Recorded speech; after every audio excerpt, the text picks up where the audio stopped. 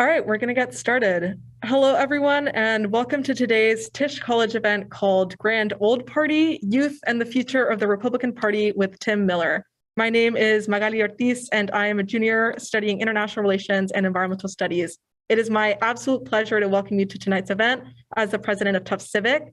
I'm actually speaking with you now from Eaton 203 on the Medford campus, where Civic is hosting an in-person watch party. So if you would like to watch with a group, head on over to Eaton 203.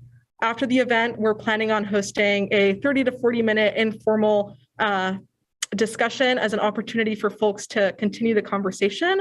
So anybody and everybody is welcome to join. We have members from Tufts Republicans, Tufts Democrats, and Tufts YDSA here. So it doesn't matter what your partisan affiliation is or who you are, we welcome everyone. In addition to covering what Tim and Abby discussed tonight, we are excited to have a conversation on what the future of both parties will look like and what role our generation will play in determining political values inside and outside of the party system. You can follow what other meetings Civic is doing at civictufts.com. I think it's important to address the ongoing situation in Ukraine right now. We are having a meeting next Monday, March 7th, to have another follow-up discussion on what's happening in Ukraine. I also want to thank the Political Science Department for their co-sponsorship of tonight's program. And Tisch College has many events and civic leaders visiting campus virtually and in person this semester. In fact, this Thursday, they will host an in-person civic life lunch at noon with Massachusetts State Representative and Tufts alumnus Tromwin. You can find more information and register for that event and other opportunities by visiting tischcollege.tufts.edu/events. For folks in the Zoom room, you can submit questions for Tim at any time during the event via the Q&A feature at the bottom of your Zoom screen. Tisch staff will do their best to get to as many questions as possible. Now it is my pleasure to introduce Tim Miller and Abby Kisa. Tim Miller is the Bulwark's writer-at-large, an MSNBC political analyst and host of Not My Party on Snapchat, earning him Politico's description as one of the most digitally fluent and social media savvy GOP operatives. Tim started out in Republican politics as an intern working on the 1998 Colorado gubernatorial election, later earning a bachelor's degree from George Washington University School of Media and Public Affairs. He was an Iowa staffer for John McCain in the 2008 GOP presidential primary campaign and later served as national press secretary for the 2012 presidential campaign of John Huntsman. Tim later joined the Republican National Committee as their spokesperson, and in 2016, he worked as a communications director for Jeb Bush's presidential campaign. Tim gained national attention after going against his party and campaigning against Donald Trump, serving as the political director for Republican voters against Trump. He remains one of few conservatives to be outspoken against Trump and GOP leadership. He was also a contributor to the liberal Crooked Media website and frequently appeared on the Pod Save America podcast. Moderating today's conversation will be Abby Kisa, Deputy Director of the Center for Information and Research on Civic Learning and Engagement, or CIRCLE, at Tisch College. CIRCLE is a nonpartisan, independent research organization focused on youth civic engagement in the United States. Abby joined CIRCLE in 2005 after working with students across the country to focus on maintaining a conversation between research and practice. Now, as Deputy Director of CIRCLE, Abby continues that work and also provides leadership for CIRCLE's election strategies, website content, and external communications. Well-versed in the wide range of youth civic and political engagement efforts and practice, Abby brings a broad view of the institutions and interventions that can make up ecosystems for civic development among all youth. Cited by news outlets like the New York Times, C-SPAN, NPR, and PolitiFact, Abby is most interested in how to affect change in community, institutional, and political systems to reduce inequality. Please welcome Tim Miller and Abby Kisa.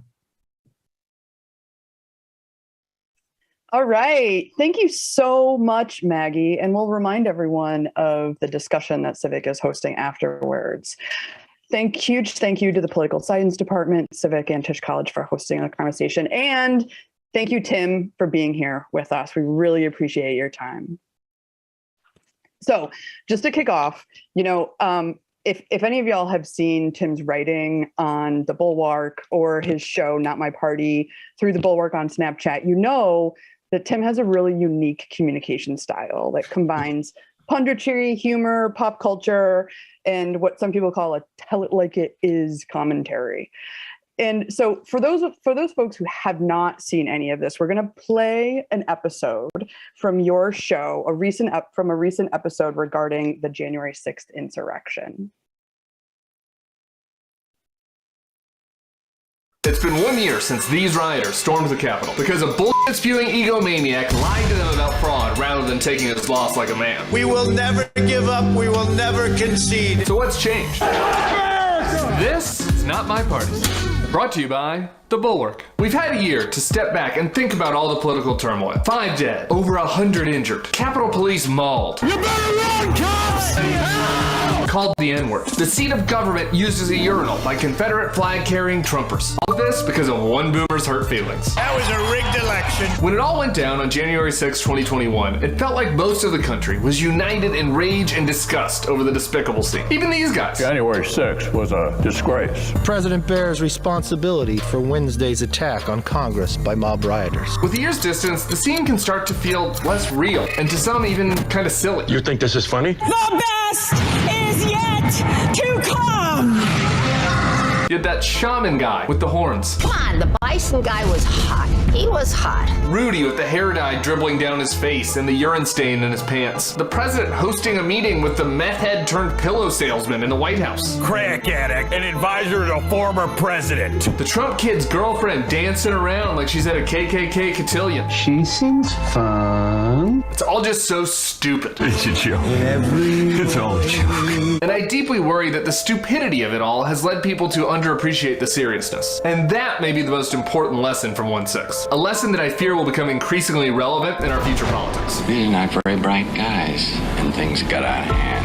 Overran the Capitol. We're in the Capitol. We've begun to live in this bizarro world where internet trolling culture has blended seamlessly with events of historic consequence, where stupid message board memes become reality. That's a disturbing revelation. Some neckbeard decides that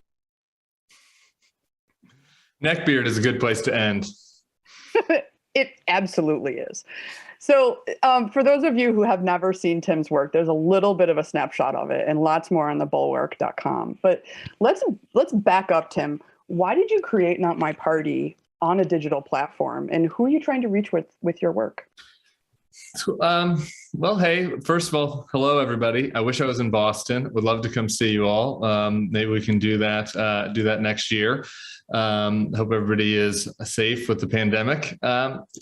I created Not My Party because the Bulwark, which is awesome, by the way, if you're a political junkie, it is pretty much targeted, well, maybe not targeted towards, but is visited by largely people my age and older, right? That's true, frankly, of most kind of opinion websites, right? Like with a few exceptions. I think that obviously BuzzFeed and Vox, there's certain exceptions that appeal to younger folks, but like the long form political writing tends to appeal to people 40s and over. And I wanted to kind of reach out to a different demographic of people and kind of who might also be politically homeless. Like I would hear occasionally from high school and college kids who would DM me after seeing me on TV or something and say, what you're saying is how I feel. I don't feel like I have a home in either political party.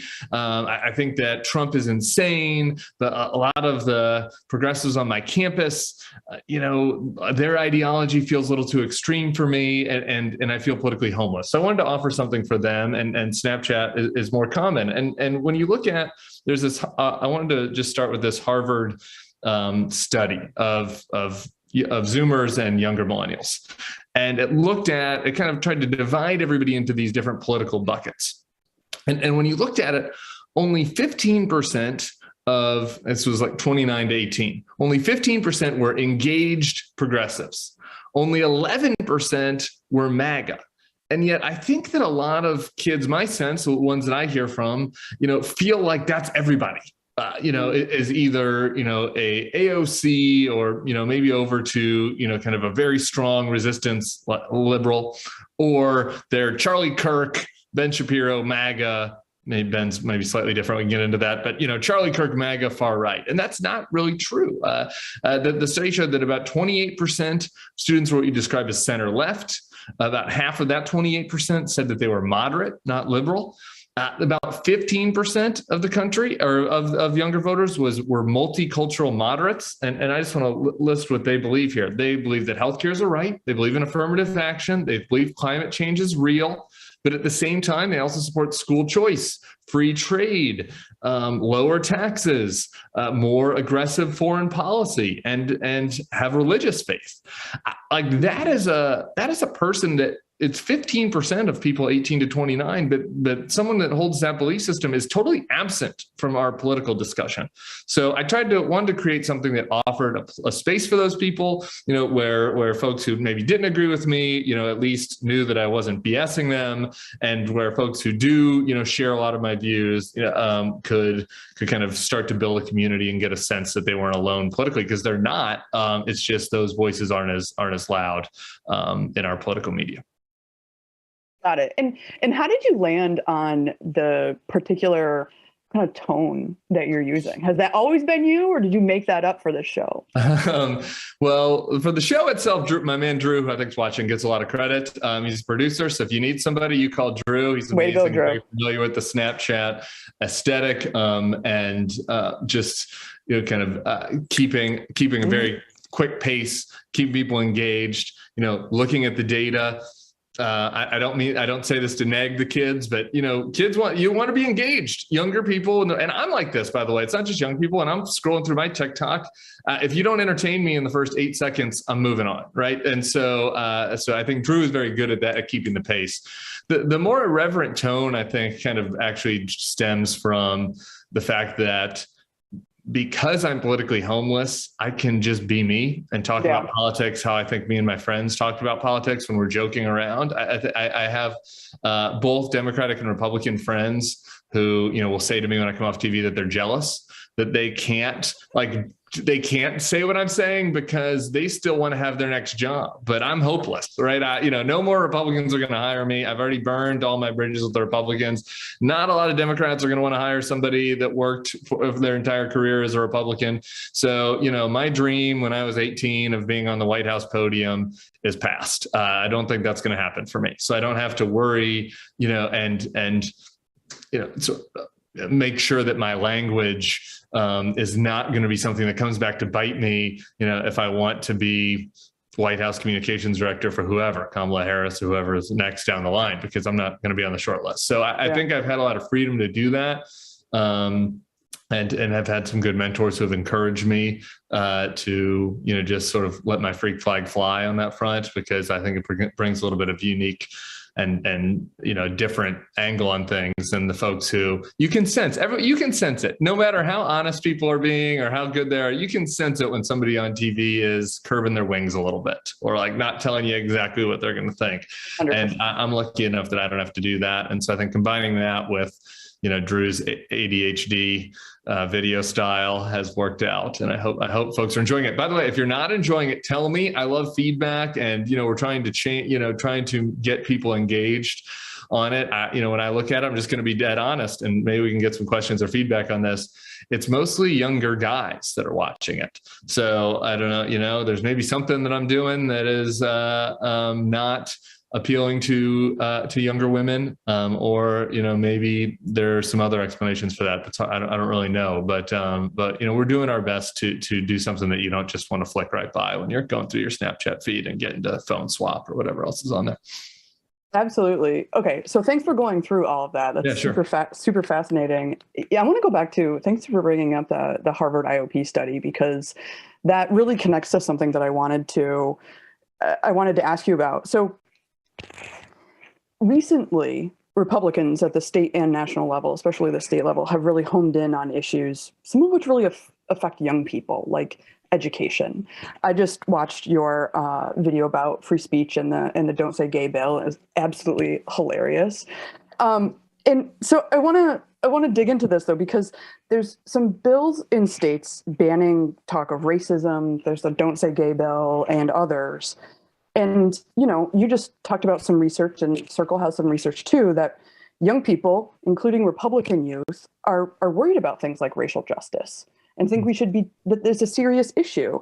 And so I guess I'm wondering, it seems like there's a potential kind of disjuncture here between some young people in a potentially pretty big political institution like the Republican Party. And I'm wondering, specifically, do you see implications of this current political dynamic for young people who identify as Republican? Yeah, I think there are two things happening. One that is benefiting the Democrats, and I think one that they should be a little bit worried about. The thing that's benefiting them is what you're talking about. There is this cultural divide, right now in the country that it manifests itself between older folks and young folks. There's a generational divide on a lot of things, racial justice and gay, LGBT stuff at the top of that list, of course. And I think that people's voting habits get really congealed in their 20s, right? Like there aren't a ton of examples of there's some, right? And you can paint with too broad of a brush, but oftentimes people kind of vote the same way they did when their first impressions are made. It's like first impression of anything else, dating anything else, right? And so I think that Republicans are conceivably turning off a entire generation with their kind of the aggressive culture war battles that they're fighting, that they're largely on the wrong side of right now, as far as younger folks are going. They're doing it for short-term gain because they're on the right side of it with working class, kind of millennials, elder millennials, me and above, Gen X and above, right? Folks that don't have a college degree, folks that used to be your typical kind of union guy, right? Just if we're going to stereotype, they were a union guy, they were Democrat because they liked, they're fiscally liberal, they liked the benefits that they were getting. That was mostly being pushed by Democrats. They saw the Republicans as kind of this, chamber of commerce, corporate tax cuts, don't care about the working man party. A lot of those folks moved over to the Republican camp with Trump. A lot of it was based on cultural issues. Part of it was because Trump, to his credit, didn't actually abide by all the old school free market conservative stuff, which is another reason I didn't like him, by the way. So I think he appealed more to working class people for some, I think, legit economic reasons and for some not so legit cultural BS. And so I think the Republicans are trying to continue to gain with that group, and I think expand into working class Hispanics and Black voters, and also, by fighting these culture wars to the detriment of them with younger voters. That said, I think Democrats have to worry a little bit about overreach on this stuff, and I think that I hear from younger voters who don't love, while the campus, the don't say gay, banning books, saying we can't talk about racial justice, all the Republican stuff among schools is not popular at all with young voters. They also worry a little bit, though, about cancel culture, silencing of speech, feeling like everything has to be about racial identity, right? That we can't just focus on lifting people up because of their identity and creating an equal playing ground, but identity has to be the first, second, third thing we care about, no matter what the subject matter is.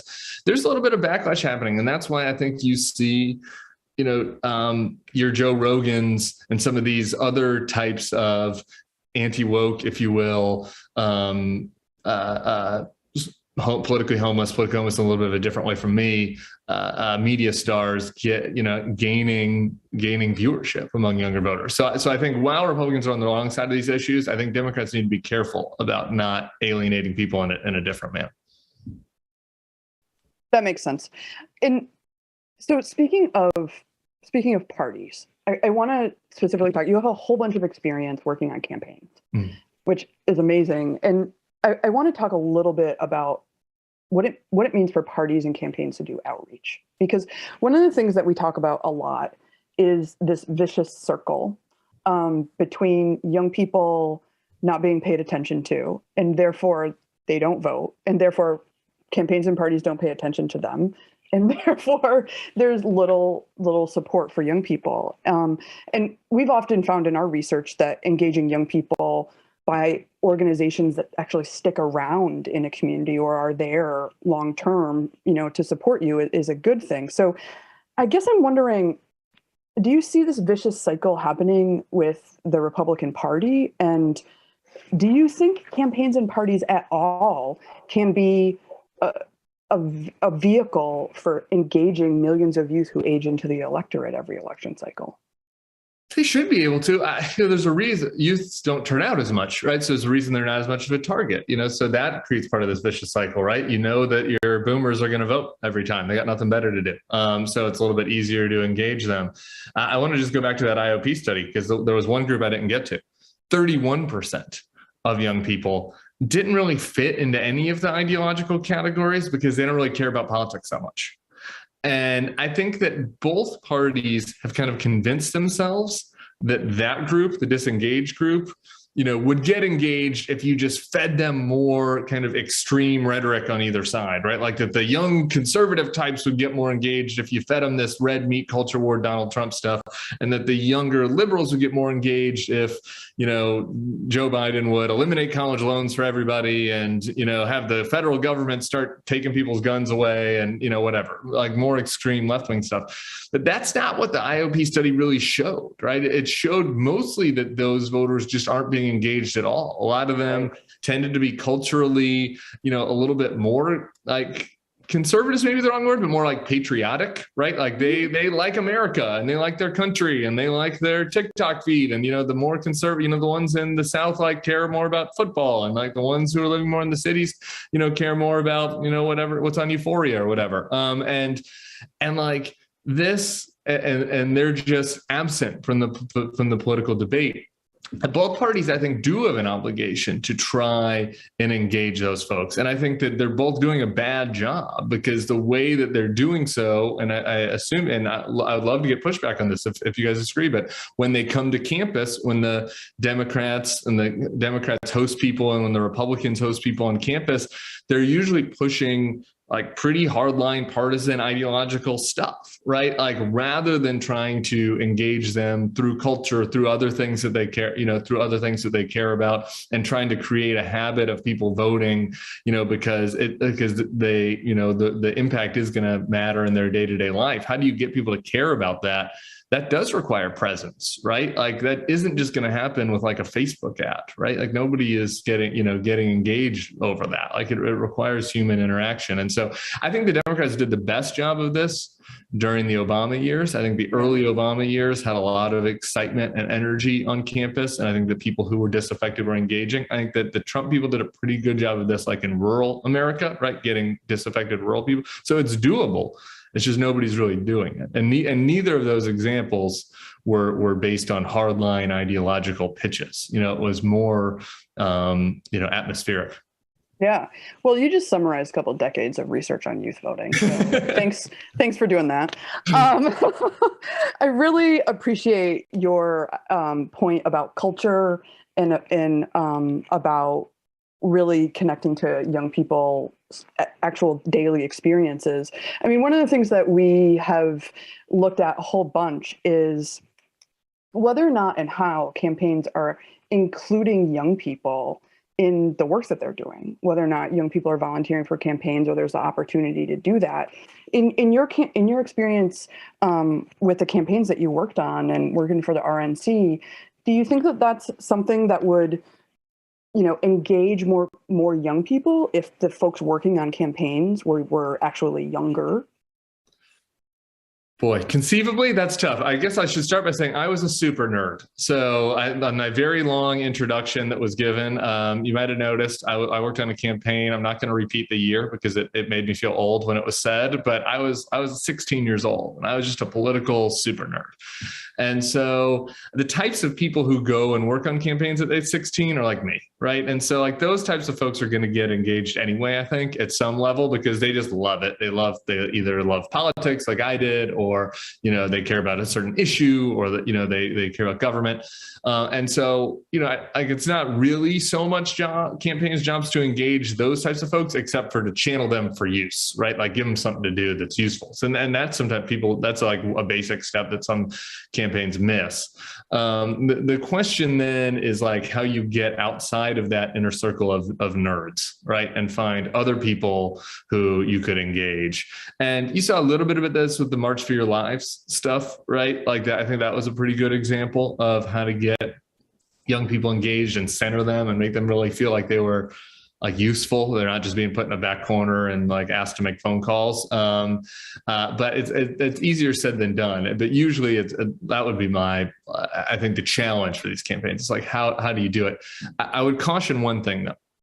And we just went through this whole discussion of the difference in the views between young people and older people, the generational divide. Yep. One thing I worry about a lot with the Democrats, and that I would ask young Democrats watching who want to intern on campaigns, is that they're actually almost letting young folks control the message a little too much, in a way that is, I think, hurting Democratic candidates. And let me explain why.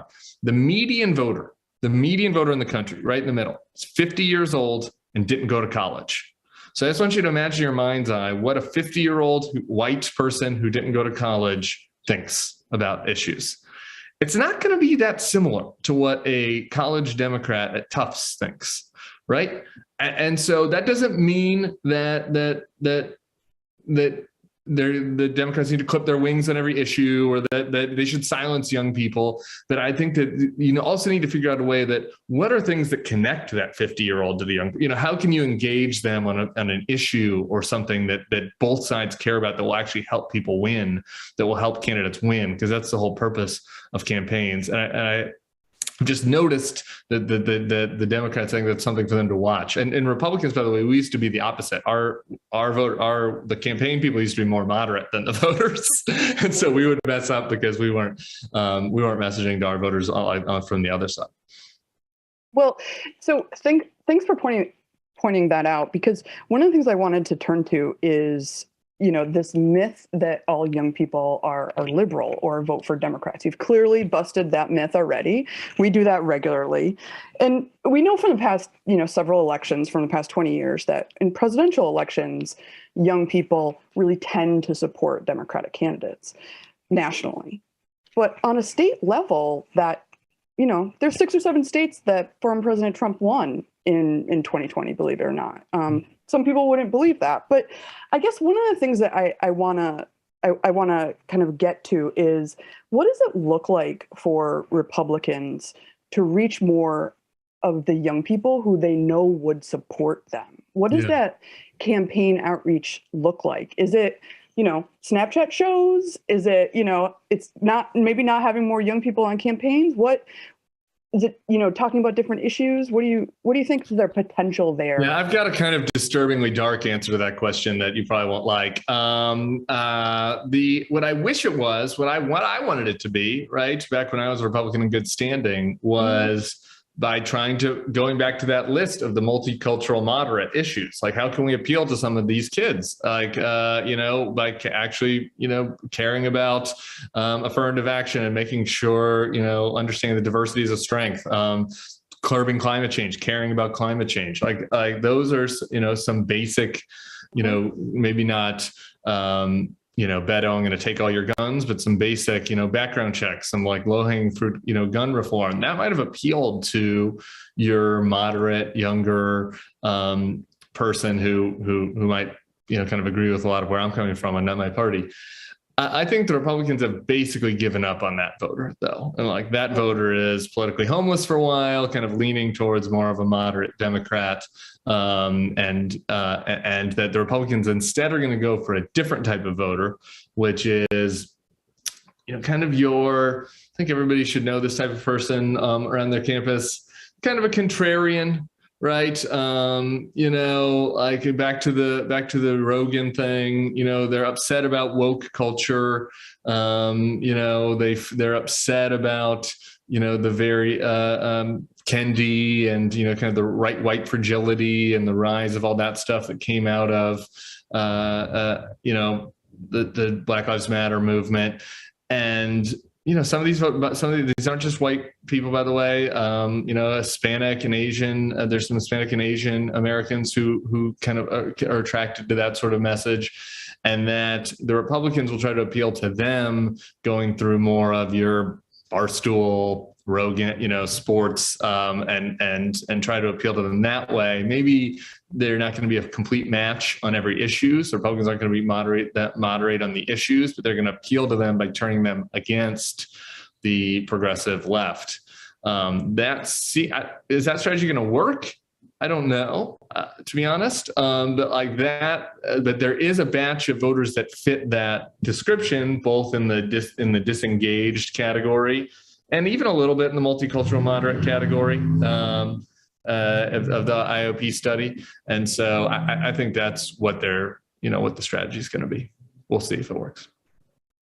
Well, I want to bring up another topic that kind of gets at this rift in the Republican Party, not to stay on that for too long, but, I want to ask you about the situation in the Ukraine. Maggie brought it up, and the politicization of it is happening here at home too. So your most recent episode from last week of Not My Party was devoted to this, as well as why you think Americans should care about what's unfolding abroad. And in some ways, foreign policy used to unite the Republican Party and be seen as a strength for the party. And I'm wondering, with some Republicans condemning the invasion, at times others have not and praised Putin. Could this situation inflame rifts within the party?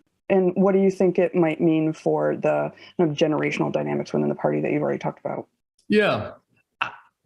I'm just gonna be honest. This is like a big known unknown for me, to use an old Rumsfeld term. Like it's hard for me to know exactly where particularly younger members of the party are going to go on this. If you look at what's happening right now, there's a pretty obvious divide between what the people who have actual governing responsibilities within the party, who I may have some disagreements with, like on the one sex stuff, but your McCarthy's, McConnell's, say what you want about those folks.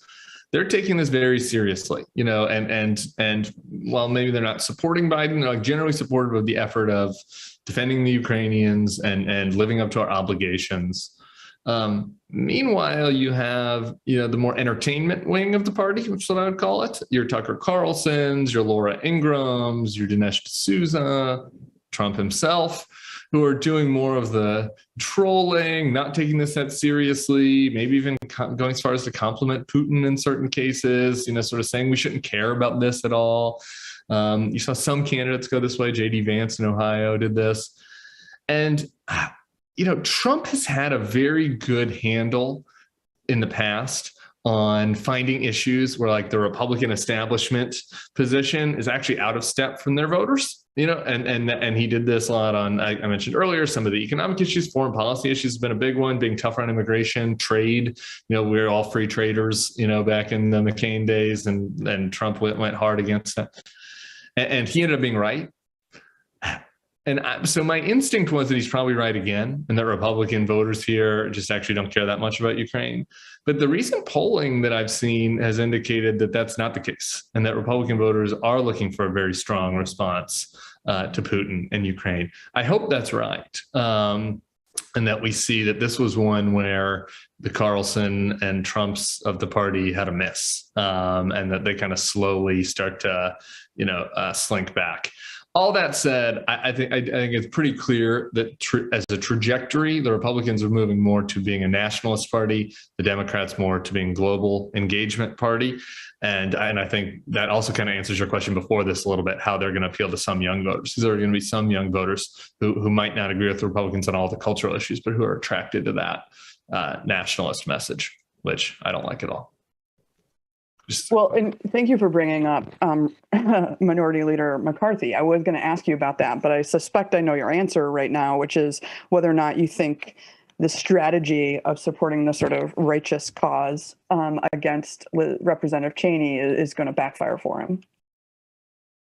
In a just world, it would backfire for him, but he does not live in a just world. No, it's going to work for him. It sucks. It's what the Republican voters want. He's punishing Liz Cheney, who, by the way, is way more conservative than me. I just let I said I was always a rhino, so to speak, a moderate Republican. Cheney and I used to fight all the time, within the party. We had big disagreements over gay rights or other things. Mm-hmm. She's a little more of a hawk than me on foreign policy stuff. She was a down the line conservative, like not at all a moderate on any issue. And by the way, stuck with Trump way too fucking long for my taste, excuse my language. And yet still, when finally she said actually trying to steal the election and inciting a riot on the Capitol went too far, that's her only crime. That's her only crime. She doesn't have any other apostasies with the Republican Party, and yet they're throwing her out because that's the one thing that matters right now is fealty to Trump within the party, and then you have Marjorie Taylor Greene, right, who speaks at a white nationalist conference this weekend, and she doesn't suffer any consequences from McCarthy. So it's all unfortunate, but McCarthy's doing it because he's a survivor. He wants to be the Speaker of the House, and he knows that the voters are against Liz, like within the party, and the power within the party right now is with the Trump wing. And so McCarthy is going to do what it takes to gain political power so he can be the Speaker of the House and get his little portrait up there in the Capitol. And that's the sacrifice of his integrity that he's chosen to make. And I do think it'll work for him. Well, speaking of the House, we have to talk about the midterms. Okay.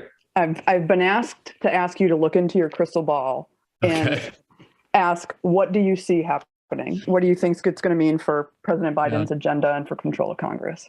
I think the Democrats are in big trouble in the House for sure. The redistricting didn't go as bad as it could have. The gerrymandering on the Republican side could have backfired a couple of places. The Democrats gerrymandered a little, maybe more than they should have in a couple of places, and so the House could have, I think, been really bad.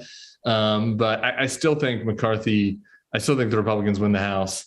The Senate is going to come down to really just how crazy the Republican nominees are in a couple places. I think the environment will be very pro-Republican. This has a little bit to do with Biden. It has a little bit to do with, I think that there's a sense in the country that he hasn't, been as firm of a leader as he could have been on COVID, on Afghanistan, on inflation. Some of the stuff's a little bit out of his hands. I think some of the stuff is real mistakes.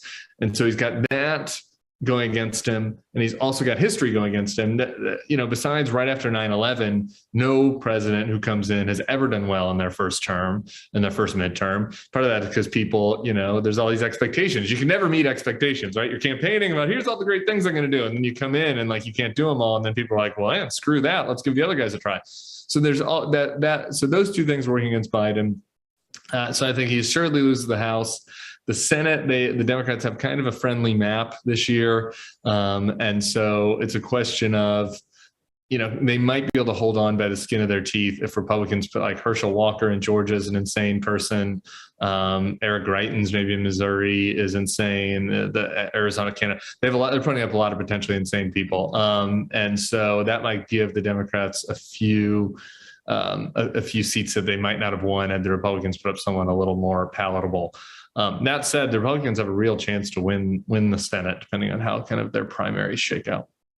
Well, so then connecting these two issues, do you see the situation with Russia and the Ukraine affecting that dynamic at all, or playing into what you just described? Yeah, it's kind of hard to see it playing into it that much. Who knows, right? I think that there's some things that could go bad for Biden, right? The sanctions, like gas prices are already really high.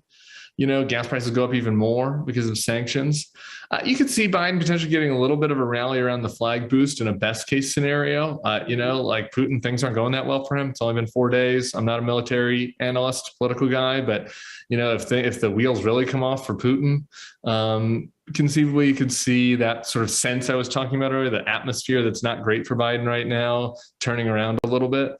But I really think it's on the margins. I just don't see the midterms hinging on what happens in Ukraine unless there's a shockingly bad or good result. Yeah. Hopefully it doesn't get worse. Okay, so one last question from me. Okay. And then we'll turn to other people peppering you with questions. But so before I open it up to audience questions, I want to talk about something that we at the Tisch College of Civic Life at Tufts think about a lot. And while many, though not all, of Tufts students and others who are in the audience today are likely not conservatives or Republicans, you do care about constitutional democracy, right? And that works. And that there's two major parties who can at least negotiate with one another and respect for small d democratic values. Yeah. So in your view, speaking to an audience that is, primarily not Republican, although there's some, what are specific actions you think individuals outside the Republican Party can do to really help make our democracy work better? Yeah. There's a good organization on the left that's called Run for Something. I think that that is really trying to work on this. I think the Democrats have done a pretty bad job in local elections of getting involved, caring about things. This is true now more than ever. County recorder. Who would have thought that office would have mattered 5 years ago, right? But then here we are down in Maricopa County, and we needed to have the recorder, make sure that he wasn't going along with the state's efforts to rig the vote count, right? So, that's just one example, right? Here's another thing that goes on deaf ears when I talk to Democrats, but hey, maybe some people listen to this. Somebody listening to this will register with. The Democrats don't really seem to be trying to make sacrifices to win in places where people don't necessarily agree with all of their views. Right. And I guess, and I think that there's a parallel to climate here, as is kind of like with the spoof from the Don't Look Up movie, right? Like, if you believe something is an existential threat, then that actually requires some sacrifice, right? Like on climate, that I think there's a sense, right, that we all believe this is an existential threat, but who's not taking plane flights because, they're worried about the climate? Now is one person not taking a plane flight going to matter? No, but like on a global scale, right? Like this stuff can make a difference. And I think a lot of climate activists share that frustration. As a democracy activist, I share this frustration, right? Like where the Democrats are like, the democracy is in an existential threat and we cannot let the MAGAs steal the next election. I agree with that. I'm very concerned that what happened this last time, had it been a little closer, had a few things gone differently, that Trump might have succeeded and that our democracy would have been in real peril.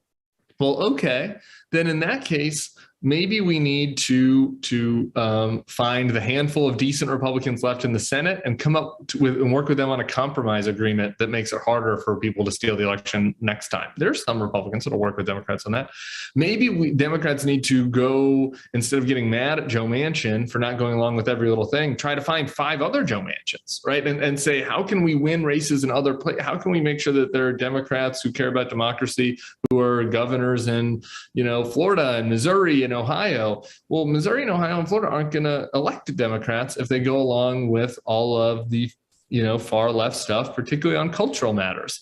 So, there has to be some sacrifice there. So I think that that encouraging, people to run for local offices, even in blue areas, is super important. But trying to figure out how, Democrats can appeal and offer more of an open and more of a broad tent into red areas is super important. And it's something that I just don't really see any Democrats taking as seriously as I wish they would. Thank you so much, Tim. So we are going to transition to some audience questions. And our first audience question is from Joseph, who is a Tufts alum. Welcome, Joseph. Hi, thank you. So thanks for being here, Tim. I graduated from Tufts in 2020 with a BS in mechanical engineering, actually. And my question to you is, how big of a threat do you perceive the rising grassroots nationalist populist movement within the Republican Party to be to the establishment GOP?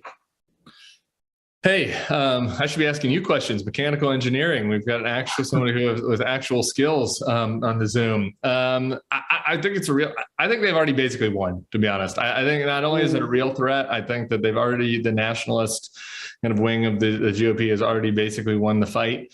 There might be one last gasp of a pushback from the center right, which I would wish well, though I'm probably not, it's not going to come from somebody like me. I'm already gone, given my Trump commentary.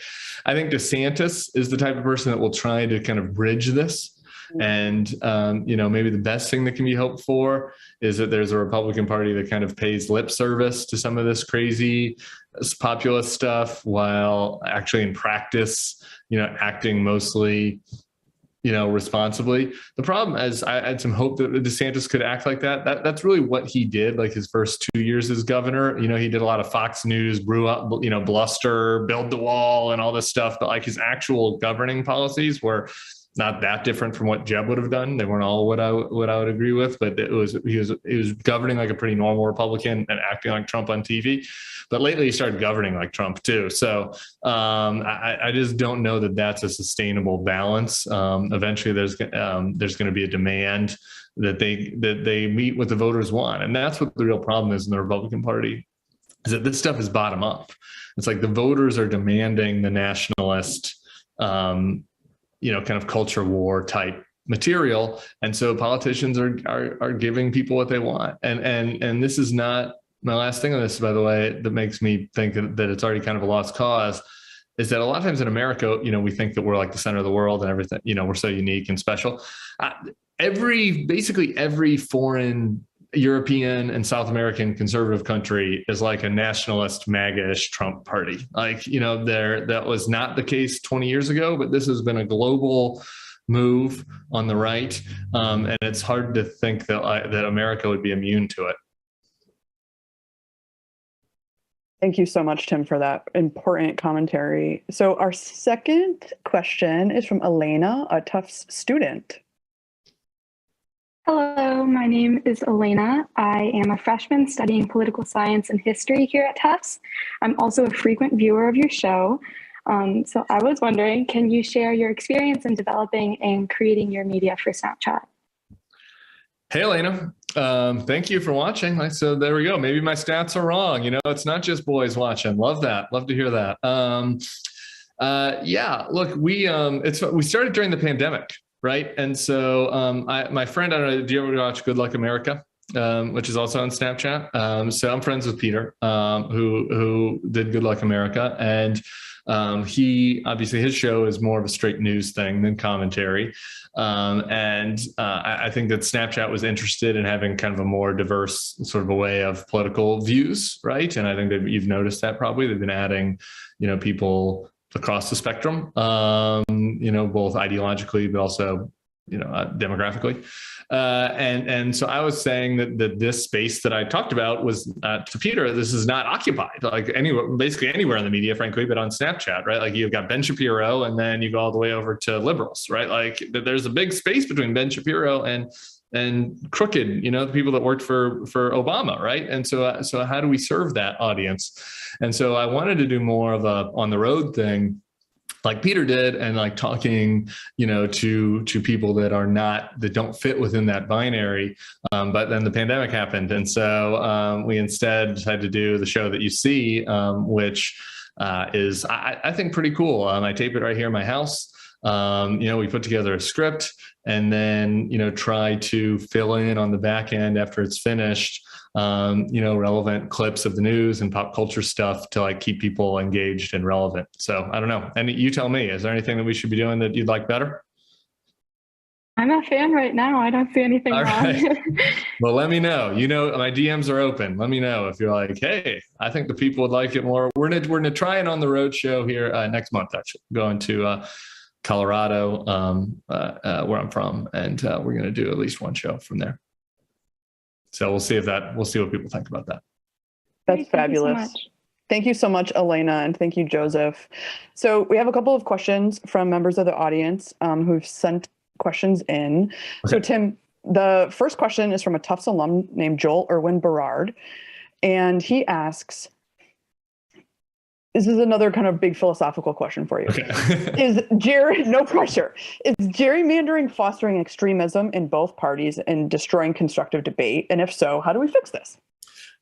So I'm kind of, despite having called myself a democracy activist 2 minutes ago, I sort of part ways with a lot of the other folks in the democracy space on gerrymandering.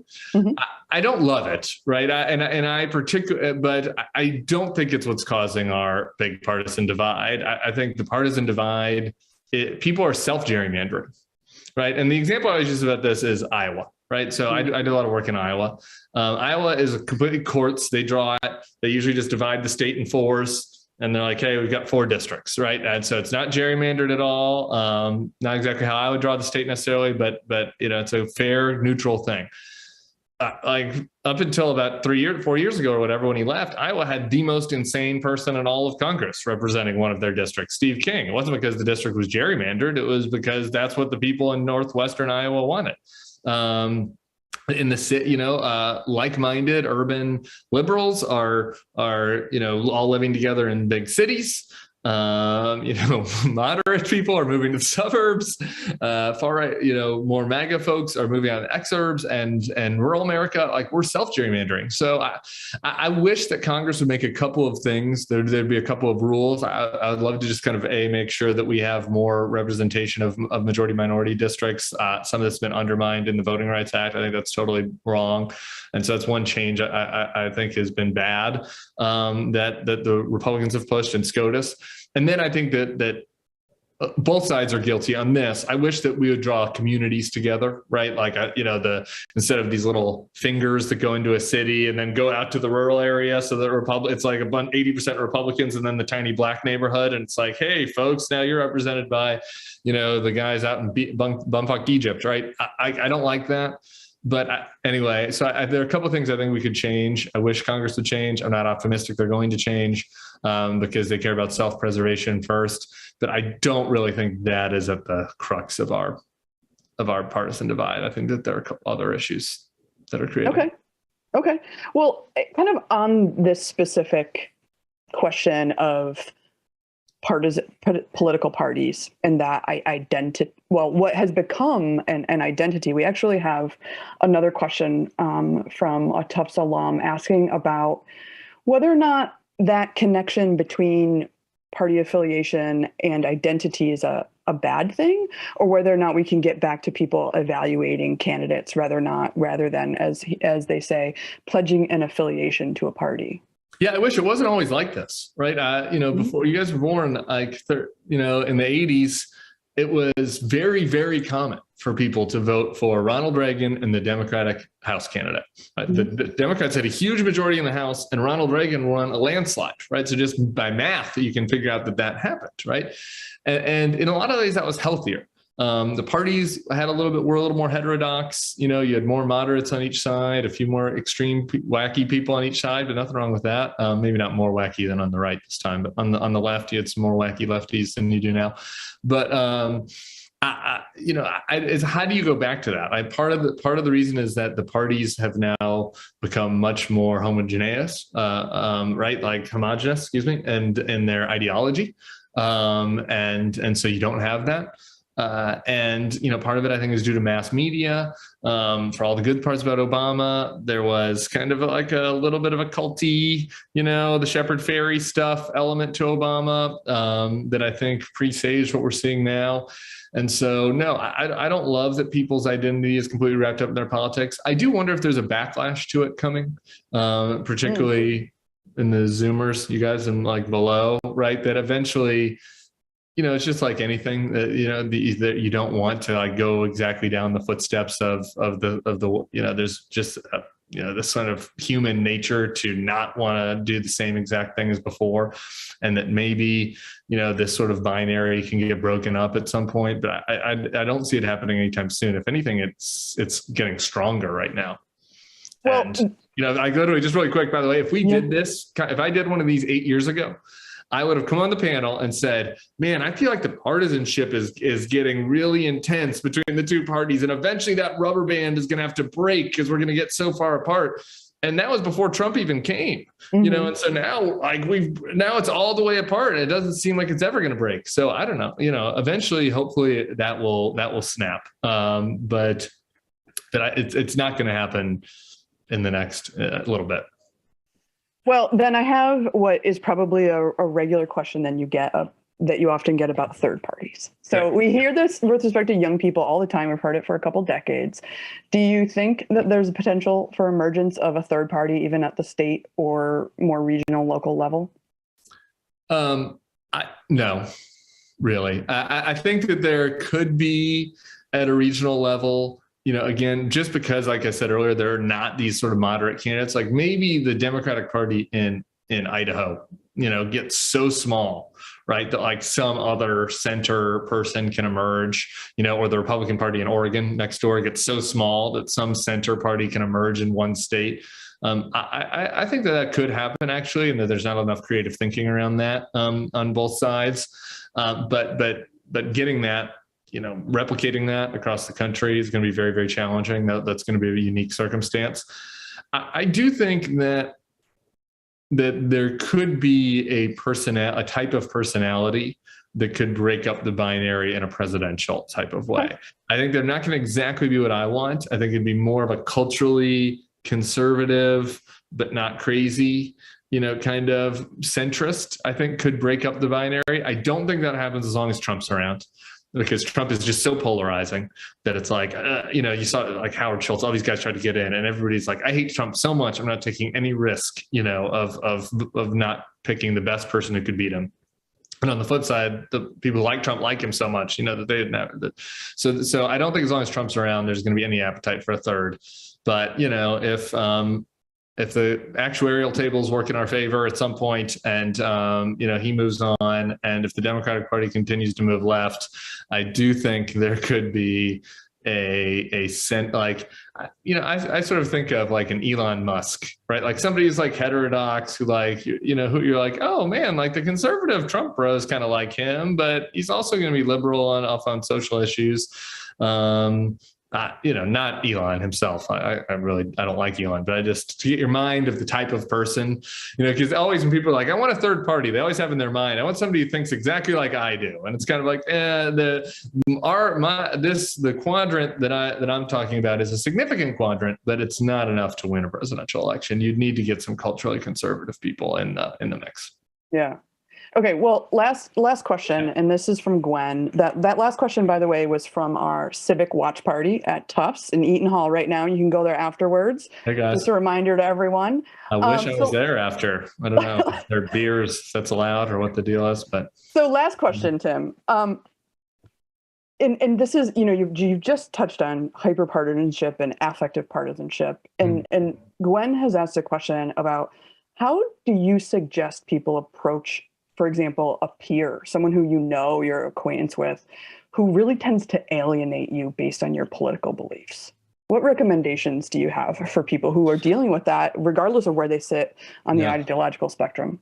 This is a great question, and it's a very modern question, actually. I think that folks who have come of age in the Trump era might think that this is normal, but it's not, right? There's a moral and ethical dimension to your political candidate that you support is just not something that was like the case when I was in college. And most of my friends were Democrats. Some of them were the other Republicans, but Trump was just so aberrant and so despicable as a human that I think it created this moral dimension to politics that makes these interpersonal relationships hard. And I've lost friends over my advocacy against Trump. I had friends who didn't show up to my wedding over it. I always thought it's so weird. If you would have told me when I was 20 that I would have a gay wedding and that it would be, people would not show up, I would have said, well, some of my family's pretty Catholic. I guess that makes sense. But nobody didn't show up because it was a gay wedding, but multiple people didn't show up because I was too mean to Donald Trump. So it's a weird world that we're living in. So I've experienced with this. I guess what I would just say is, humans have, there are innate good qualities within all of us, right? Like taken as a collective, like we can act poorly.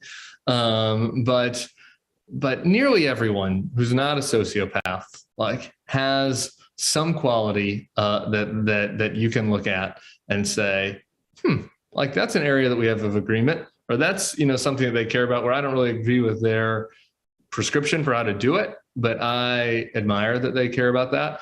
And just as an exercise, I think that is probably the best way to try to think about how to engage people. And I think that it's become very stark. I know we're out of time, but during COVID right now, to think, if they don't believe this or that prescription with COVID, then they're bad.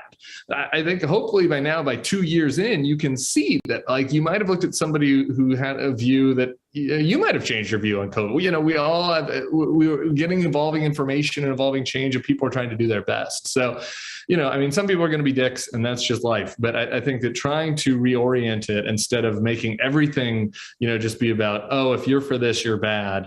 Trying instead to engage people, you know, in areas of commonality and in areas where you share some sort of human virtue is the best way to start. But I do think it's tougher now than it's been in the past. Tim, thank you again for your time.